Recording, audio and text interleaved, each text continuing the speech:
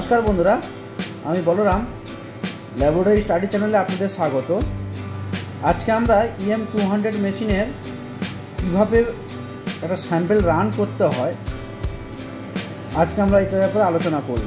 যারা সাধারণত lab technician হিসেবে নতুন কাজে যোগ দিয়েছেন এবং এই মেশিনটা প্রথম হ্যান্ডেল করছেন তাদের জন্য এই ভিডিওটা খুবই উপকারী হবে।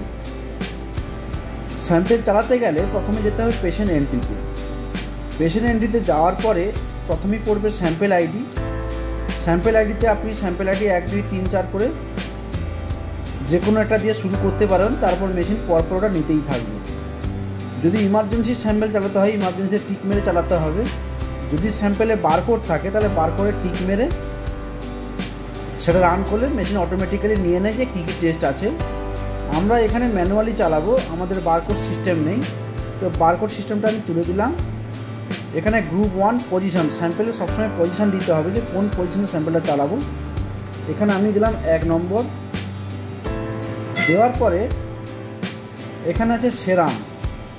স্যাম্পল টাইপ কী লিখতে হবে, সেরাম বা ইউরিন বা CSF যাই চালাবো সেটা লিখতে হবে। এটা খুবই গুরুত্বপূর্ণ এবং মাথায় ধ্যান রাখতে হবে। তারপরে নর্মাল, ইনক্রিজ ডিক্রিজ এটা কোনো বড় ব্যাপার নয়, এটা যা আছে তাই ছেড়ে দিন। তারপরে চলে যাব পেশেন্ট নেম। পেশেন্ট নেমে লিখে নিন একটা নাম, বৈরাগী লিখলাম।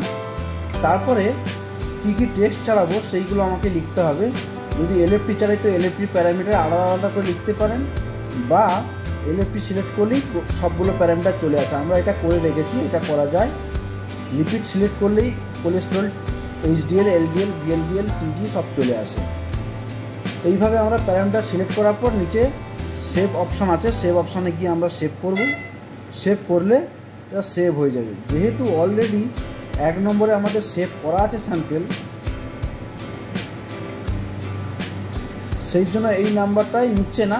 আমরা কি করব, তখন এটার পজিশনটাকে চেঞ্জ করে 2 নম্বর দিয়ে দিলাম। 2 নম্বর দিলে এইবারে কী হবে, সেভ হয়ে যাবে।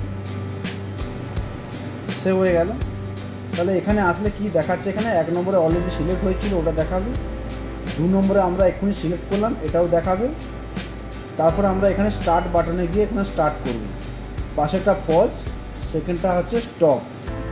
এখানে পজ করলে কি হয়, স্টপ করলে কি হয় আমরা পরের ভিডিওতে দেখাবো। এই পাশের প্যারামিটারগুলো যেগুলো আছে, পাশের মেনুগুলো যেগুলো আছে, এই মেনুগুলোতে কীভাবে কাজ হয় পুরো ডিটেলসে আমরা পরে ভিডিওতে আমি দেখাবো। ধন্যবাদ।